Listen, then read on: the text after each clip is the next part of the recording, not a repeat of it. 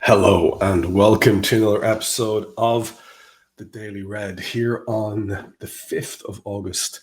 I'm Trev Downey. I'm broadcasting to you from my home here in beautiful rural Ireland, and happy to be filling in for Dave again on the Daily Red today so we can talk about whatever is happening to do with the Liverpool football team, the club as a whole, the culture, and the exciting times that lie ahead. And there's a lot to talk about. Earlier on, I watched Dave Davis as he went through a news round. He dealt with the Bilbao games briefly and focused on some of Arne Slot's comments. And I think we will possibly get to that later on, as well as some chat about the game itself. Also, there was reference to the was it or wasn't it Alexander Isak's agent in this crowd at Anfield last night.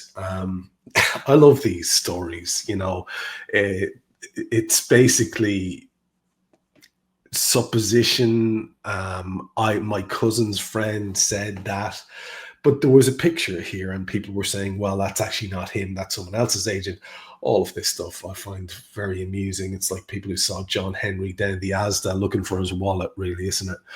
And of course, then there was the Ornstein latest on Newcastle's upped bid for Benjamin Sesko, which of course will have a knock-on effect for us and what we can do and what we hope to be able to do in this transfer window ahead in relation to Alexander Isak. And then finally, there was the Guehi story about Newcastle interest there. And Dave took an interesting angle, which had occurred to me last night as well, in the wake, I must say, of being told by an awful lot of people on Twitter that they didn't want Mark Guehi. This obviously had passed me by, but they took exception to, I don't know, was it a statement or a gesture made by the player in relation to his religious beliefs. I was aware that he was quite religious, but I think it was something to do with not wearing the rainbow armband or something like that. Again, I'm wading into territory here I'm not familiar with, but I just accepted people's word for the fact that they had the hump about it. I'm not sure that will factor into any conversations that we'll be having around an actual football player and a professional club's interest in him. And as Dave was saying, perhaps there is an interesting situation here where if Newcastle are genuinely interested in Mark Guehi, that Liverpool say something along the lines of, well, just so happens we have an interest in one of your lads, as you know, do you think there could be a thing that we do, some sort of quid pro quo in the deal? Again, fanciful thinking, wishful thinking perhaps, but nonetheless, you can't stop your brain from going to these places. I don't think, anyway. Now, we go around the places that Dave always goes around and we'll do the usuals. But I'd like to start today, if I could, with This is Anfield, because I think there's a story there that might be typical Daily Red fodder. So let us make sure that we can let you in on what's happening here with that by sharing the screen. And there's This is Anfield, and we will open it up for you. And you can see there that the headline story on This is Anfield is, I'm not sure why that won't close for me, 18 things we learned from Liverpool's 2 friendlies in a day. So let's do exactly that and have a look at those 18 things that we learned and see if there's anything of interest to us. This is by, can't see a byline there, so I'll just get stuck into it, and if I do, I'll let you know. They say preseason is a time for learning. Okay, fair play. Let's go through these one by one. Number one, we definitely play 4-2-3-1 now. And again, most of you will, like me, despite your best intentions, if you're not that fond of preseason, have been sucked into watching the uniqueness of a double header last night, and it was fascinating to watch, I'll be honest. Desperately trying not to read too much into anything, both good and bad. But their first thing is that we play 4-2-3-1. Now, asked about his formation in the first press conference last summer, Arne Slot somewhat laughed at the suggestion of 4-2-3-1. However, with Florian Wirtz very much now in central number 10 roles, Liverpool certainly look more 4-2-3-1 than 4-3-3. And that's if it really matters is the thing there. Yeah. Look, loads of people love this stuff a lot more than I do. I leave it to them to break that kind of thing down for you. Number 2, Wirtz is central, which is a follow-on from the previous move.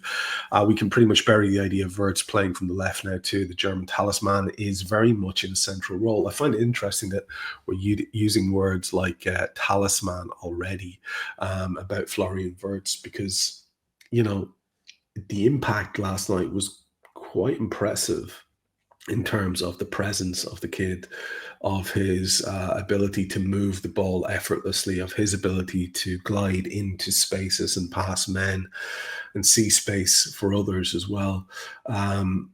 They mentioned here that the defensive side of his game is also impressive, and that's very, very good. Rio reminds you of Michael Owen. Yes, Rio. Let me see if I can do a thing here. I'm not sure if I can, but I have something that I'd like to share with you. We'll go back to this in a second. Just a video of Rio in motion, because holy moly, how good is this kid when he wants to turn it on? It is quite amazing to watch. Yeah, I think this is the one. So this is silent, and if you're listening, I can only apologize. I'll talk you through it. Let's go back to the start of this and let you watch this actual poetry in motion here as we see our kid receiving the ball. And there's someone, people have been trying to make Raheem Sterling comparisons, but there's none of the dinosaur Tyrannosaurus Rex arms here. The arms are splayed outward in full. Maybe it's a little bit reminiscent, but look at him squaring up, using the defender, using the post, and floating that ball past the keeper into the space just inside the post. That, my friends, is what they call poetry in motion. And I will try to come back to that later on, because I have a little plug I'd like to do in relation to that particular phrase. But wow, how good is it to watch that kid? Back to where we were with the This is Anfield article and the 18 things that apparently we learned. And of course, yeah, the Rio one reminds you of Michael Owen in the best possible way. Okay, I've showed you what he did. If you're listening to it, you can imagine in your head, because you saw that goal. I'm sure you've seen it. Go and play it if you haven't.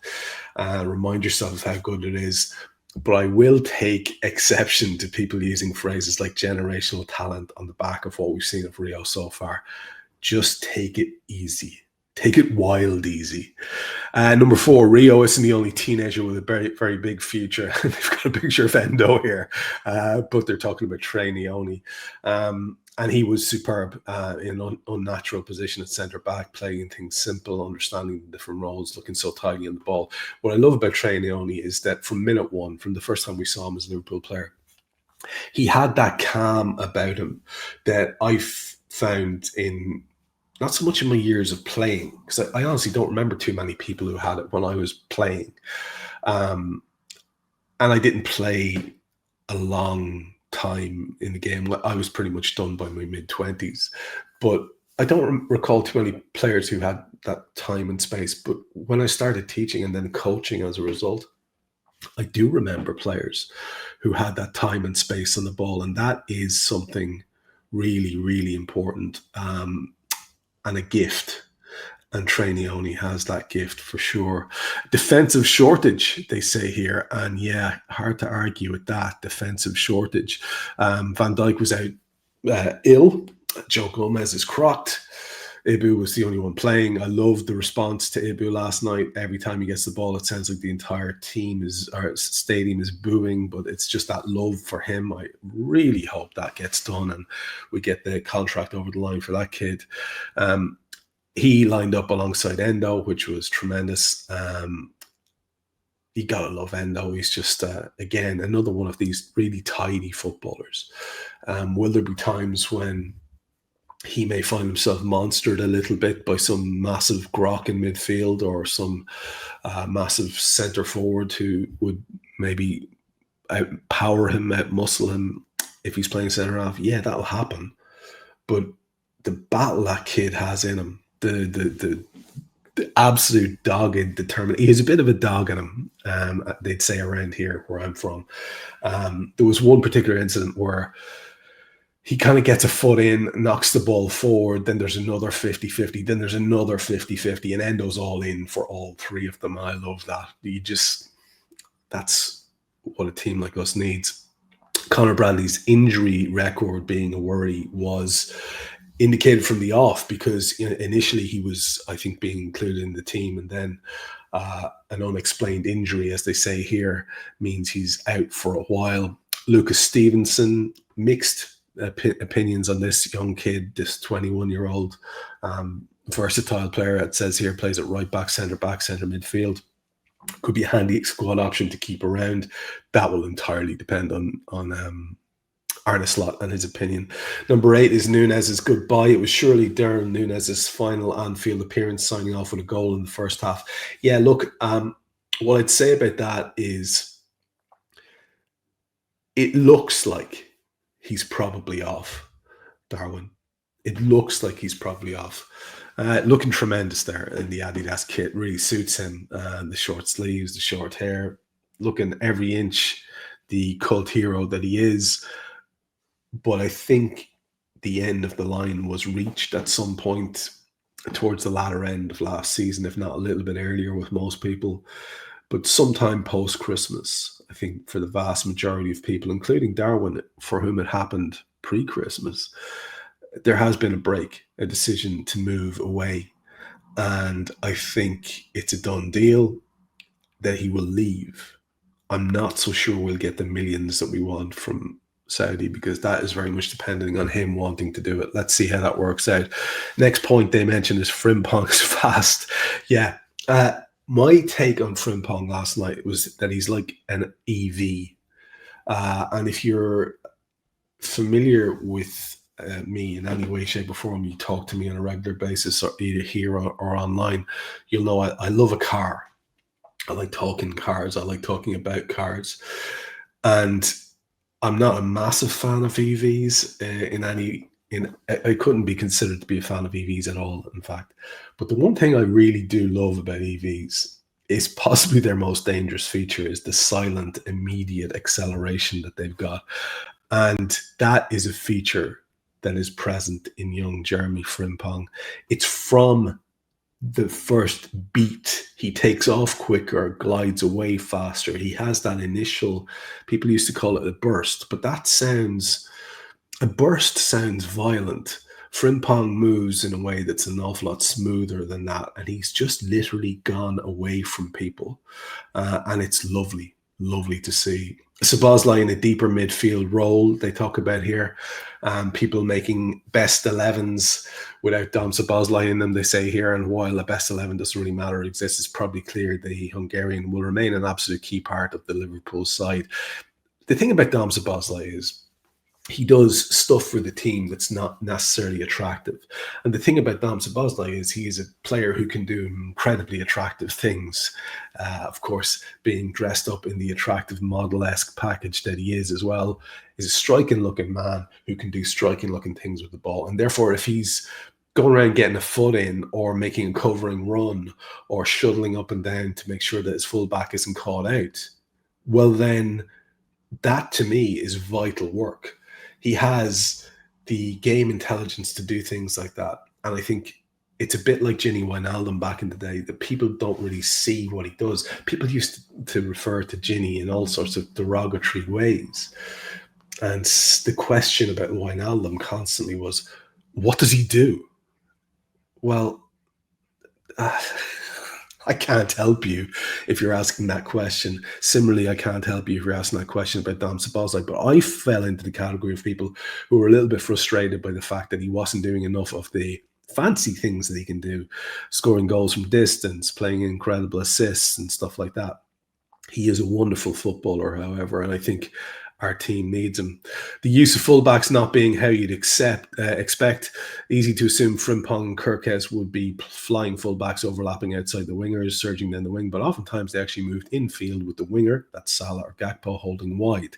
It seemed to interchange depending on the play. This is an interesting tactical development. Now, look, I am no tactico, and I never ever want to be. I'll be perfectly honest with you. It doesn't add to my enjoyment of the game to be able to define for you what the regista role is. However, I will say this. This season ahead could well be tremendous crack, because I think it's going to be creative. I think you're going to see a youngish coach flexing his coaching muscles. And I look forward to see what that looks like because of the chess pieces on his particular chessboard. They're the best that we've ever had. They are remarkable. And as a result, I think we're going to have fun in this campaign coming up, watching this guy do what he wants to do with this team and watching the players try to implement what it is that he wants done. Yeah, should be very exciting indeed.